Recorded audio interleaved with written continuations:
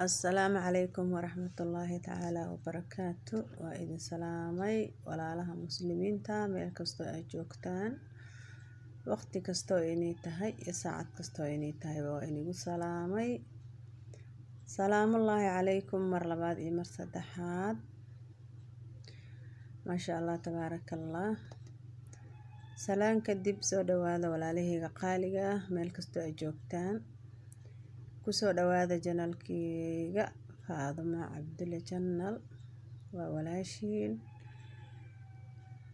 Salaan kadib horta marka u horeysa haddaad nagu cusub tahay waxaan leenahay soo dhawow walaal, gacmo furan kusoo dhawow, qalbi furan kusoo dhawow. Channelka booqo, subscribe, like, comment qurux badan intaba noogu deeq insha Allah biidnillaahi kariim. haddaa hore noola joogtayna waxaan leeyahay walaalahayga qaaliga ah ee hore noola joogay waa ku mahadsantihiin la joogiina, shaqada badan aa noo haysaan, aad iyo aad ayaad ugu mahadsantihiin. waan idinka mahad celinaynaa kommentiyadiina quruxda badan, sidaa noogu soo bixisaan kommentiga quruxda badan isugu jira ducada, dhiirigelinta iyo maasha Allah wacyigelin intaba. waad ku mahadsantihiin walaalahayga sharafta badan 1001 jeer. intaas kadib asxaabtayda qaaliga ah, maalin waxaa kasoo hadlay qiso yar oo ku dhacday gabar yar oo dariskayga ah. qisada ma aanan dhammaystirin, hadda waxaan u dhammaystiri waayena waxay ahayd inay qisadu dheerayd. marka waxaan rabaa intii hartay ee maaragtay dhimanayd inaan maanta idinka sheekeeyo insha Allah biidnillaahi kariim. gabadhii yarayd iyo marka ii timid iyo meeshaan isla gaarnay. kusoo dhawaada janalka, subscribe noo dheh, like noo saar, comment qurux badan nooga soo bixi insha Allah biidnillaahi kariim.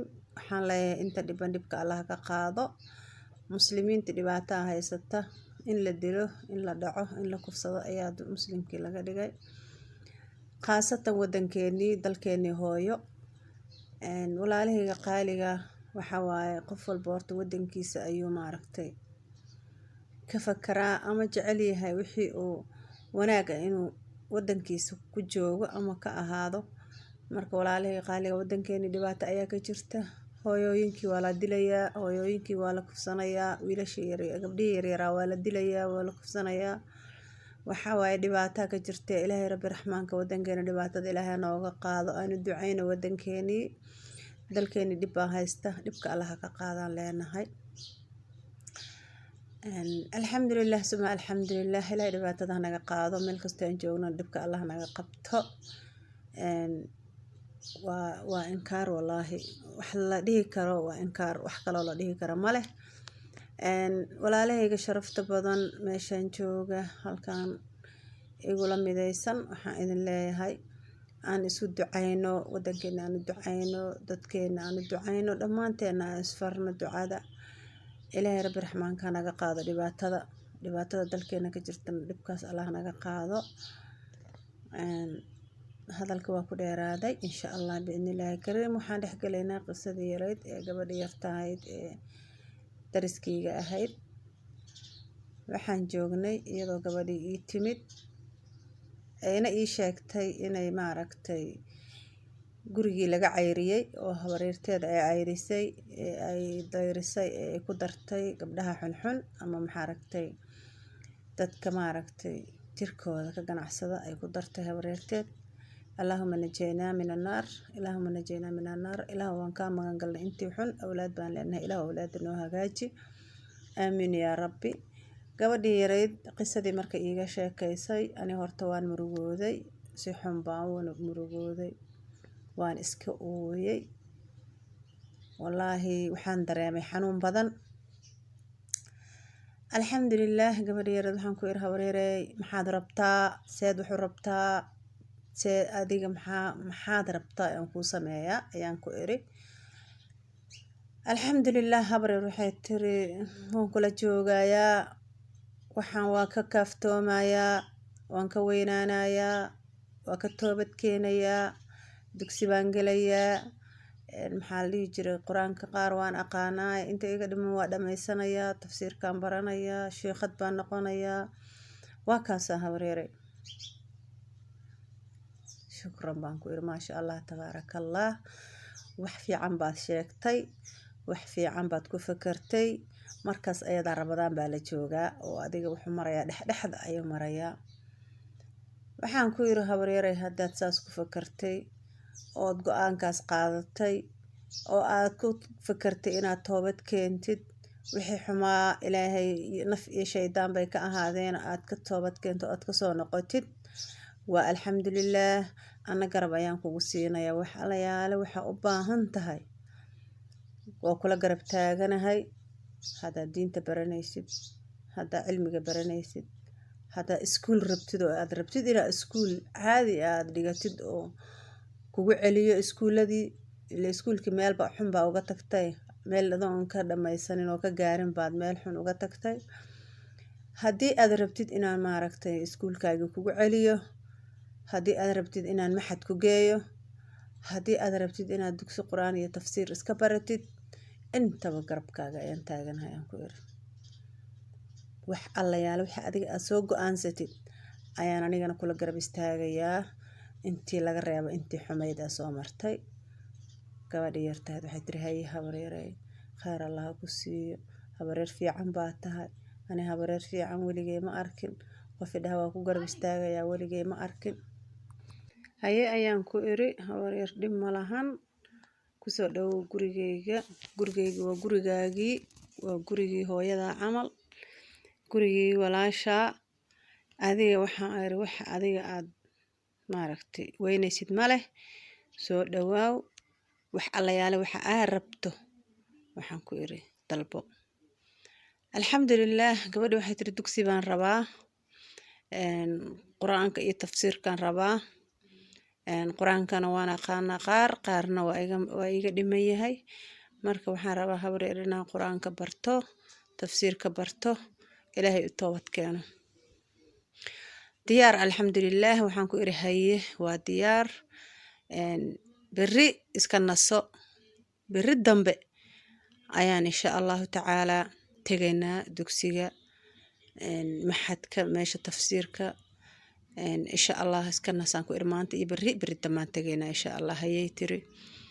maalintii ayaa la gaaray. maalintii markii la gaaray ayaan waxaan ku iri waqtigii ayaa la gaaray, dugsigii ayaan ku geynayaa. isa soo diyaari, buugaagan usoo gaday, kitaab qur-aan usoo bixiyey.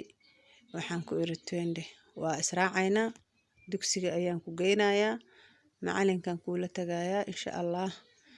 waxa la yaal waxa adiga rabto macalinka kala hadalka dhamayso sida u rabtid adiga. haddaad qur-aan kaliya rabtid, haddaad tafsiir rabtid, haddaad maxad rabtid, anu garabkaaga baan taagnaanayaa baan ku iri.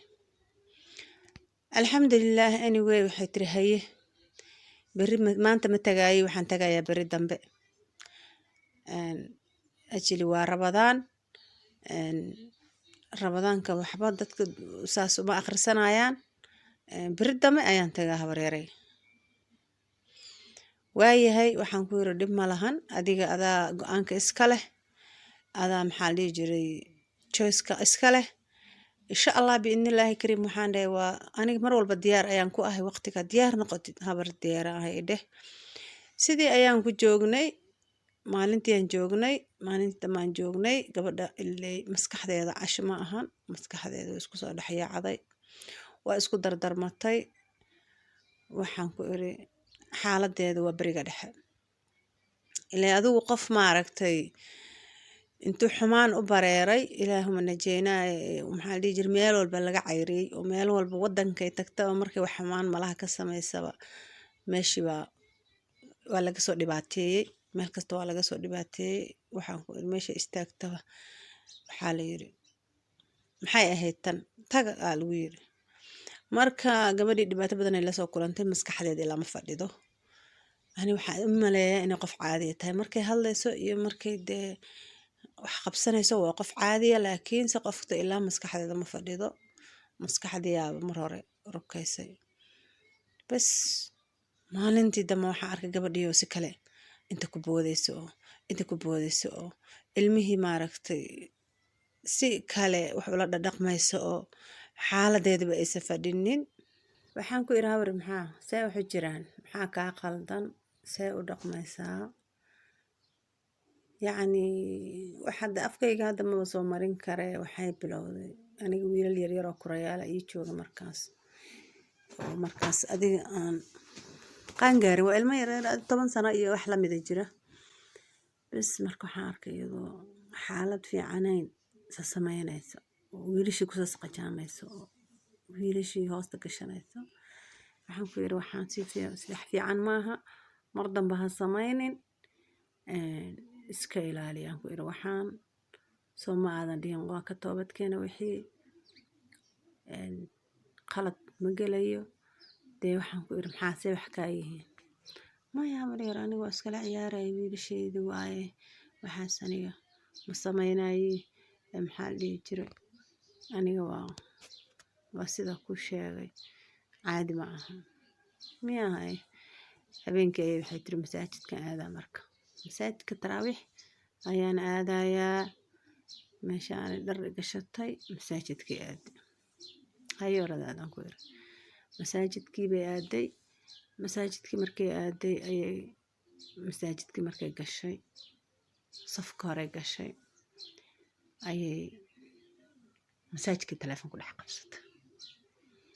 hadda qof maskaxdiisa aysan fadhin waa aragtaane.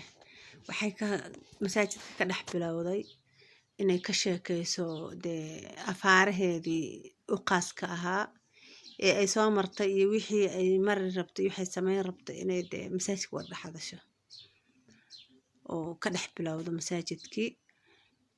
markaasaa dadkii dhan baa hal mar wada istaagay. maxay ahayd qofkan, maxay tahay qoftan, waa la wada qayliyay. hal marba masaajidkii laga bixiyay gabadhii, banaanka loo saaray.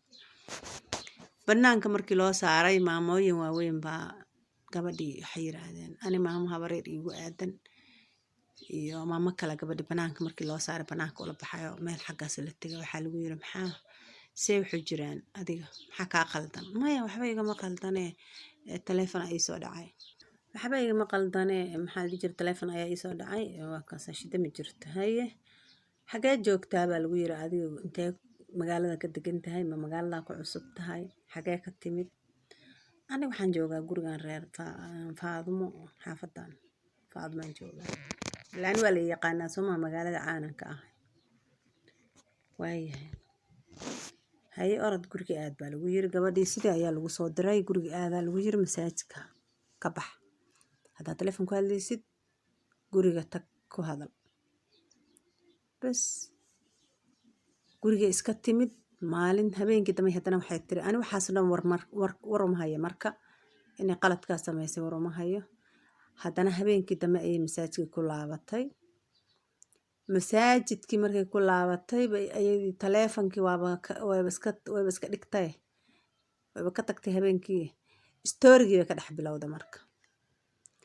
saanaa ahaa, saanaa dhacday, saanaa maray, xaggan ka dhacay, xaggan ka tegay, meeshaanaan maray, xaggan saanaa la yeelay, saanaa la yeelay, saanaa la igu sameeyey, xagga la igu sameeyey, xagga la igu sameeyey.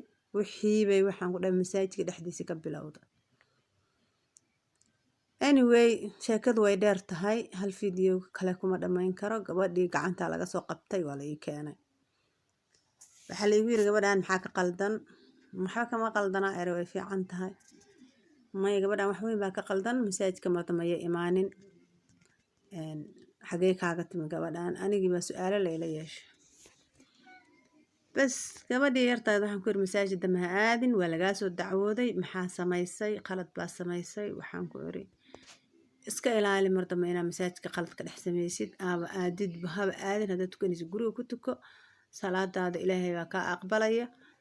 tuko haddaad tukanaysa guriga ku tuko, mar dambe masaajid ha aadin. sababtoo waa lagaa soo sheegtay masaajidka qalad iyo qalalaasaa ka dhex samaysay. bas alxamdulilah gabadhii masaajidkii waa ka reebay. laakiin qof la ilaalin karo oo la kontarooli karo oo la dhowri karo ma ahayn. Gacanteedii way ka badatay, meel walbay wax ka samaysay, dariiq kastay wax ka samaysay, xagga u booday, xagga u booday, xagga u booday. magaaladii hal mar isla kacday, waa isla kacday. yaa dhalay yey ka timid xaggii joogtay, waa wareey dadkii dhan. hadda magaalada iska yaro dee laga aqoonin waxyaabahaas maaragtay ayay noqotay magaaladii. gabadhii yareed waxaan ku yiri wixii aan meel kale kusoo sameynaysay ma intana la timid, soomaynaan wada hadlin, soomaynaan ani adi isfahmin, soomaydaan ani adiga balan maynaan kala qaadan, maxay ta qaladka sameynaysid, qof aad diri kartid maahan oo waxa qof ku la-eg. anyway waxaas waxba kama jiraan, waxba kama jiraan. soo istaagtay waxba kama jiraan. alxamdulillaah. markii dambe waxaan ku iri dhageyso, aniga intaan ka badan ceeb ma xamili karaan ku iri. intaan ka badan intaana ceeb iigu filan, intaana maaragtay faxshar iigu filan. muslimkii baa igu soo jeedisay, gurigaasaa joogaabaa tiri, maxaa dhihi jiray xaafadaasaan kasoo imaadaabaa tiri. aniga qof sharaf la igu yaqaanaa, qof maaragtay muslim oo ilaahay ka boqdo xishoota la ii yaqaanaa. la iguma ogeynaan ku iri qof oo maaragtay agteeda faaxisho iyo waxyaabo xunxun yaalaan. la igumana ogeyn, mana la igu ogaan doono. waxaan ku iri habaryaray gaari baan ku saarayaa, guriga habaryartaa baan kuu dirayaa, guriga habaryartaa baan kuu dirayaa. markaa iri hadda tii ay dhigtay ilaahay baa garanaya. taasna video kale ayaan kasoo sameynayaa. videogu waa dheeryahay. asalaamu calaykum waraxmatullaahi tacaala wabarakaatu. sababtoo videoguna wuu dheeryahay, sheekadina kow iyo kala bar ma joogto. marka waxaan leeyahay video labaad ayaa iniga soo sameyn doonaa, saddexaad. sheekadii gabadhi meesha isla gaarnay iyo heerka aan isla marnay. marka waa idin salaamayaa walaalayga qaaliga dhammaantiin meel kasta ay joogtaan. waxaan idin leeyahay ilaahay nagu xifdiyo dhammaanteena, ilaahay hana xifdiyo. intii iyo dhib iyo dhibaato haysato dhibka allaha ka qaado. intii caabaysan ilaahay ceebtooda ha asturo, dhammaanteena ceebteena allaha asturo. ilaahay rabbi raxmaanka waxaan ka baryaynaa khaatimada inuu noo hagaajiyo. aamiin yaa rabbi, aamiin yaa rabbi. walaalayga dhammaantiina waxaan idin leeyahay 1001 jeer waa mahadsantihiin. dhammaanteena waxaan leenahay ilaahay hana xifdiyo. aamiin yaa rabbi. asalaamu calaykum waraxmatullaahi tacaala wabarakaatu.